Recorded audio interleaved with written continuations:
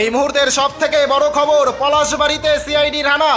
আপনাদের আবারও জানিয়ে রাখবো, পলাশবাড়িতে সিআইডির হানা রীতিমতো চাঞ্চল্য ছড়িয়েছে ঘটনায়। এদিন আচমকাই পলাশবাড়ি বাজারে হানা দেয় সিআইডি এবং পুলিশের একটি দল। কিন্তু কেন হঠাৎ করে পলাশবাড়ির মতো জায়গায় রাজ্য সরকারের গোয়েন্দা বিভাগের সিআইডিদের হানা, এই নিয়ে তৈরি হয়েছে ধোঁয়াশা। এদিন সকাল 11টা নাগাদ আলিপুরদুয়ার 1 নং ব্লকের পূর্ব কাঁঠালবাড়ি গ্রাম পঞ্চায়েতের পলাশবাড়ি বাসস্ট্যান্ডের পাশে এক লটারি ব্যবসায়ীর দোকানে আচমকাই হানা দেয় পুলিশ এবং সিআইডির আধিকারিকরা।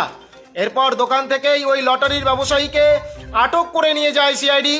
স্থানীয় সূত্রে খবর, ওই ব্যবসায়ীর নাম রঞ্জিত ধর। দীর্ঘদিন ধরে পলাশবাড়ি বাসস্ট্যান্ডের পাশেই ছোট্ট একটি পান দোকানের পাশাপাশি লটারি বিক্রি করেন রঞ্জিত। পুলিশ সূত্রে খবর, জাল লটারি বিক্রির অভিযোগে আটক করা হয়েছে রঞ্জিতকে। উল্লেখ্য, দীর্ঘদিন ধরে প্রচুর লটারি বিক্রি হলেও মিলছে না পুরস্কার। আর জানিয়ে উঠেছিল প্রশ্ন, ইতিমধ্যে এই জাল লটারির কারবার রুখতে বিশেষ অভিযান চালাচ্ছে রাজ্যের গোয়েন্দা বিভাগ।